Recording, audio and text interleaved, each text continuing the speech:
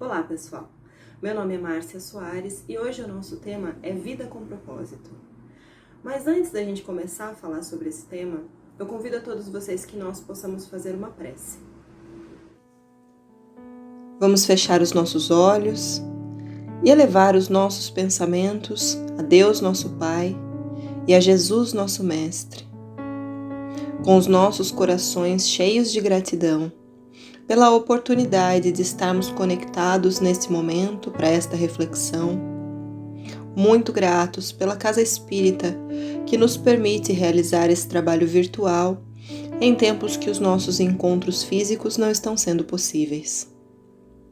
Pedimos a Deus que nos sustente para que neste momento nós possamos estar inteiros, para que então nós consigamos chegar ao final desta palestra melhores do que nós estamos começando. Bom, nessa palestra, nossa intenção é pensarmos um pouquinho sobre o propósito da nossa vida. Refletirmos um pouco sobre os caminhos que a gente tem pego para chegar até aqui, sem a intenção de nos culparmos, mas com o objetivo de nos conscientizarmos das escolhas que a gente tem feito. E para a gente começar a pensar sobre isso, eu escolhi uma frase que o Cortella usa numa palestra dele. Ele pergunta: se você não existisse, que falta você faria?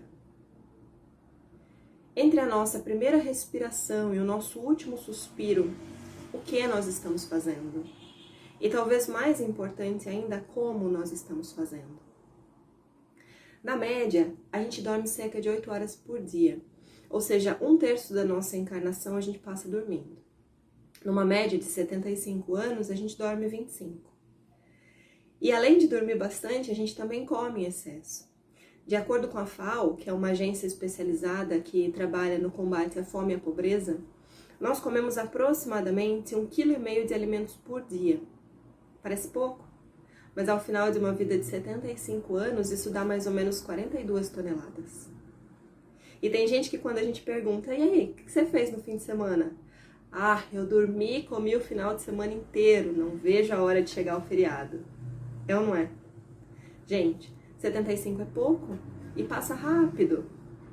Eu vi um noticiário uma vez que dizia que na Itália só se consideram idosos pessoas com mais de 75 anos. E que a mente das pessoas com 70 anos hoje é muito parecida com a mente das pessoas de 50 anos antigamente. Olha o lucro.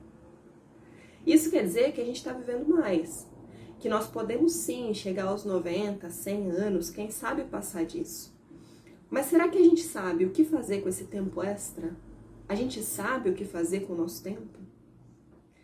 Infelizmente, a maioria de nós normalmente pega esse presente que é o tempo e esquece no fundo do armário. Nós nos aposentamos de nós mesmos. Alguns de nós dizemos frequentemente que o nosso dia é muito curto. Ah, passa muito rápido, eu não tenho tempo. Mas será que a gente não tem mesmo? A gente não tem meia hora por dia para orar por alguém? Ou para fazer uma sopa para alguém que está com fome? Para brincar num orfanato, para visitar um asilo? Vivendo nessa loucura diária que a gente escolheu viver, a gente sofre e faz sofrer. A vida é muito curta para ser pequena, então a gente precisa pensar na importância da nossa vida hoje. O que nós podemos fazer diferente para que nós possamos nos tornar instrumentos úteis na obra de Deus? Na hora que nós partirmos, nós vamos certamente pensar nessa trajetória, nessa caminhada. E essa travessia a gente não faz sozinho. Então, o que nós estamos fazendo todos os dias, enquanto nós estamos nesse caminho, para auxiliar e facilitar a vida daqueles que estão nessa caminhada com a gente? Solidariedade é uma questão de sobrevivência, ainda mais nesses tempos difíceis que nós estamos vivendo. E não há nada melhor para a nossa saúde integral do que a prática do bem. Lembremos que fora da caridade não há salvação. Então, gente, o que nós estamos fazendo no dia a dia para colaborarmos com essa obra de Deus? Qual é a nossa participação? Alguns de vocês me conhecem e sabem que eu trabalho na indústria, eu vendo peças para trator. Para mim, o propósito do meu trabalho é colaborar com o trabalho do agricultor que trabalha para alimentar o mundo. Esse é o meu propósito todos os dias, durante 10, 12 horas por dia. E é importante a gente encontrar o propósito daquilo que a gente faz profissionalmente também. A gente passa a maior parte do tempo trabalhando. Então eu pergunto para vocês, qual é a participação de vocês dentro da área de atuação de cada um? Você que trabalha na escola, no governo, no fórum, no consultório. Cada um de nós tem o nosso papel. A lâmina de barbear, ela é afiada, mas não corta uma árvore. E o machado é forte, mas não corta cabelo. Então, cada um de nós tem um papel e o que a gente faz ou pode fazer tem importância. Nós precisamos encontrar o propósito daquilo que a gente faz todos os dias, nesses anos que vão passar voando, sejam eles 75, 80, 100, 120. E alguns de nós ainda podem dizer, mas eu faço o suficiente. Pelo salário que me pagam, eu faço o possível. Isso me faz lembrar de uma expressão em inglês que é I will do my best. Eu farei o meu melhor. Isso não é uma questão de idioma, é uma questão de atitude. Então vamos pensar um pouquinho. Qual é o propósito do trabalho que eu desempenho na escola, na indústria, na prefeitura, no estado, no consultório? E não é preciso que nós sejamos super-homens ou Mulher Maravilha. Não precisa. Mas será que nós estamos fazendo o possível? Ou será que nós estamos fazendo o melhor com as condições que nós temos hoje? Será que nós estamos sendo úteis nessa obra de Deus todos os dias? Não é o que você faz, mas como você faz. Nós podemos fazer o que esperam de nós, ou nós podemos surpreender, nós podemos nos destacar, com criatividade, com dedicação, com amor à tarefa, independente de qual seja a tarefa. É assim que nós transformamos algo ordinário em extraordinário. Quando sentimos amor, quando nós manifestamos compaixão, bondade, alegria, quando exprimimos o amor, todo o nosso cosmo passa a vibrar na mais alta frequência. Nós precisamos sim despertar a nossa consciência para ideias mais sublimes, mais edificantes. Isso vai nos ajudar a promover a real reforma íntima que a gente tanto fala no meio espírita. São Bento, ele nos deixou uma máxima que é ora et labora, ora e trabalha. Ele deixou um incomensurável tesouro não só para a igreja, mas para toda uma sociedade que se reestruturou com uma vida mais simples, para alcançar a paz e retomar valores que haviam sido perdidos naquela época. Nós precisamos aprender a escutar a Deus. E essa escuta, ela precisa ser traduzida em ações concretas, no dia a dia. Trabalho e oração, eles andam juntos, mas um não substitui o outro. Então esse é o grande manual de sobrevivência para uma sociedade mais sadia e o remédio para o nosso comodismo. Que a exemplo de São Bento, a gente consiga subir essa montanha da nossa vida espiritual para procurar intimidade com Deus. E quando a gente descer, que a gente possa realmente ser testemunhas de Cristo. Eu sou muito mais do que eu penso que eu sou. E eu posso influenciar o meu ambiente, as pessoas que me cercam. Eu posso influenciar o espaço, o futuro. Eu sou responsável por tudo isso. Eu e o que me cerca não nos separamos. Então nós precisamos aprender a ser co-criadores eficientes. Porque nós estamos aqui para fazer algo dessa vida, que vai passar rápido. E a gente pode começar, gente, pensando nas palavras que a gente usa. Palavras, elas são como sementes, existem as positivas e as negativas, e a gente escolhe quais delas nós vamos semear. Lembram daquilo que eu falei agora há pouco? Eu faço o possível, eu faço o meu melhor? É uma escolha. Eu posso, por exemplo, falar para o Rafa, meu marido, olha, eu acho que o João não gosta muito de você. Foi uma semente que eu plantei. E se ele alimentar esse pensamento, ele pode começar a se sentir mal, ele pode começar a nutrir uma energia que não é saudável em relação ao João. Então, vamos analisar o nosso vocabulário, vamos pensar naquilo que nós dizemos. A gente precisa observar o que está saindo da nossa boca, a fim de eliminar as palavras e as frases que são altamente doentias e a gente não percebe. Ah, eu ainda morro disso. Se melhorar, estraga. A gente não percebe. Todo o processo de cura, ele se estabelece na mente, ele passa pela boca e ele se completa no coração. Por isso, vamos falar somente o bem, ter boas palavras para conosco, para quem vive com a gente, para quem trabalha com a gente. Assim, a gente vai estar educando o nosso corpo com a sabedoria das nossas palavras. Vamos lembrar que as palavras são como sementes. Existem as positivas e as negativas e nós escolhemos quais delas nós vamos semear. A gente precisa, mais uma vez, despertar nossa consciência para ideias mais sublimes. Então vamos começar pensando nas palavras. Quando nós nos conscientizamos do nosso propósito, pensando sobre essa nossa responsabilidade como co-criadores, disciplinando as nossas emoções, as nossas ações, elevando os nossos pensamentos, nós iluminamos a nossa mente. E nós desfazemos sintonias que são prejudiciais. Nesse momento de isolamento social, muitas pessoas estão se sentindo acuadas, desencorajadas. E isso já começa a ter consequências. Hoje em dia, muitas vezes, nós temos a sensação de que a nossa identidade está baseada nos papéis sociais que a gente desempenha, e não em valores e princípios. Esses papéis são transitórios e a gente está se sentindo desequilibrado, porque a gente não tem o hábito de olhar para dentro. Além disso, nós estamos sentindo essa oscilação energética do mundo, já que nós não somos os únicos a nos sentirmos desequilibrados nesse momento. Ninguém nunca imaginou que passaria por uma quarentena.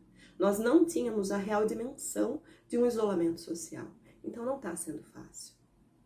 Precisamos, nesse momento, pensar com calma, com carinho, nas nossas tarefas diárias, nessa nova rotina que a gente precisou criar.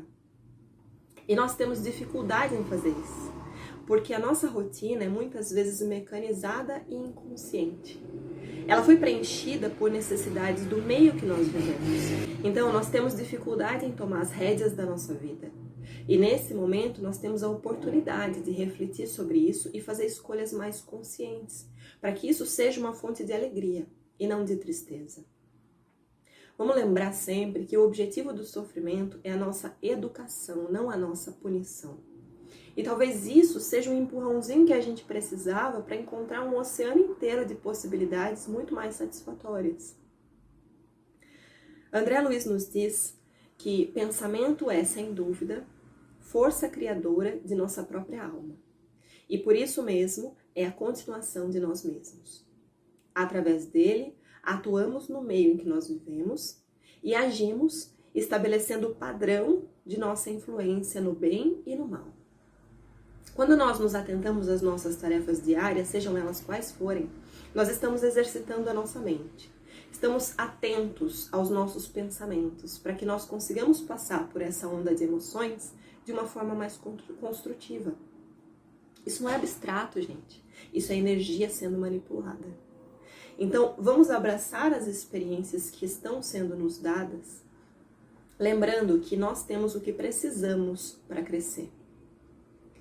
Dizia o imperador Marco Aurélio que nada acontece ao homem que não seja próprio do homem. As coisas não acontecem por acaso. Elas fazem parte desse ciclo evolutivo da humanidade. E nós estamos sujeitos às leis da natureza, onde cada um é responsável pelas suas ações. Então vamos manter os nossos pensamentos mais leves e positivos. Na questão 776 do Livro dos Espíritos, a gente vai ver que o homem não foi destinado a viver perpetuamente no estado de natureza. Ele se melhora à medida que a melhor compreende e a pratica. A lagarta que se arrasta no solo, ela sonha em criar asas e voar no céu. Porque crescer é uma aspiração natural da vida. O nosso universo hoje pode parecer estreito, mas o que há acima das nossas cabeças é incomensurável. Então a nossa ocupação nesse universo é viver empregando essas leis para que nós consigamos nos elevar do inferior ao superior, fazendo o melhor que nós podemos, sob as circunstâncias que aparecem na nossa vida. Não vamos deixar que o mundo externo determine o nosso valor. Vamos pensar realmente sobre o propósito da nossa vida e sobre como nós queremos viver. Essa crise pela qual a gente está passando pode ser usada a nosso favor, para o nosso crescimento pessoal e espiritual. Lembremos, gente, que somente a luz ilumina as trevas. Então vamos iluminar as nossas mentes com amor e humildade. O resultado vai ser certamente grandioso. A vida é muito curta para ser pequena. E nunca é tarde para a gente mudar de caminho, por piores que possam ter sido as estradas que a gente escolheu até aqui. Vamos tentar viver, portanto, todos os dias com os nossos pés no solo, mas com as nossas cabeças nas estrelas, vislumbrando o mais alto, pois nós estamos destinados à luz. Vamos elevar o nosso pensamento assim que a gente acorda, pedindo a Jesus que Ele nos guie nessas nossas tarefas diárias, para que nós consigamos arrastar para bem longe essa doença do egoísmo que muitas vezes nos domina, para que nós consigamos fazer o nosso melhor todos os dias, mostrando ao mundo o nosso lado luminoso. Nós precisamos, gente, criar pontes entre nós e não barreiras. E a gente sabe que há aqueles que vieram antes de nós e certamente vão haver aqueles que vão seguir os nossos exemplos. E a gente pode não ser tão grande, não causar o impacto que um Gandhi, um Mandela, um Chico causaram no mundo. Mas nós podemos certamente trabalhar a nós mesmos e auxiliar aqueles que estão nos acompanhando nessa trajetória. E para finalizar, eu convido vocês novamente que fechemos os nossos olhos para a nossa prece. Nós agradecemos a Deus por esse momento de reflexão. Pedimos aos nossos amigos de luz que possam levar essa energia de amor às pessoas que delas necessitam, aos hospitais, às clínicas de recuperação, aos orfanatos e abrigos, aos nossos irmãos que hoje estão vivendo nas ruas, aqueles que se encontram viciosos, marginalizados, encarcerados. Oramos, Pai, por todos os nossos companheiros de jornada, nossos familiares e entes queridos, encarnados e desencarnados, nossos amigos.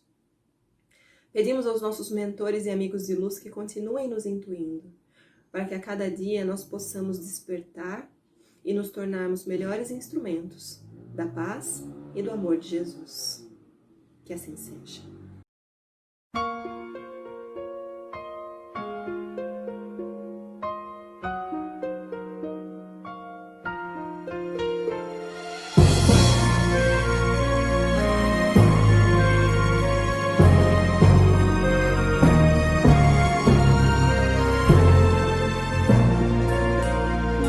Senhor, fazei-me instrumento de vossa paz.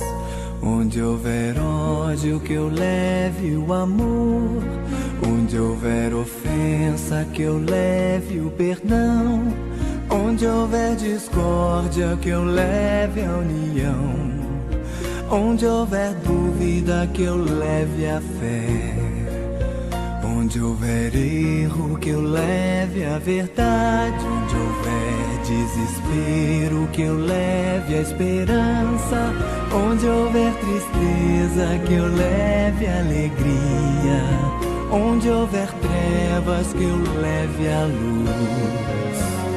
Ó Mestre, fazei que eu procure mais consolar que ser consolado, compreender que ser compreendido, amar que ser amado, pois é dando que se recebe, é perdoando que se é perdoado, e é morrendo que se vive para a vida eterna.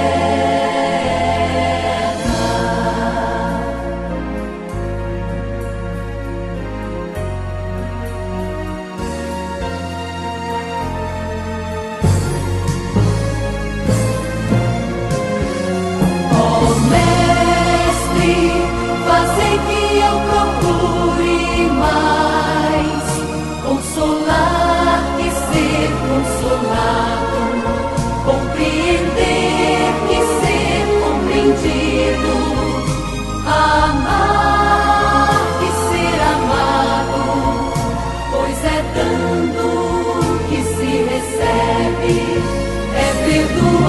que se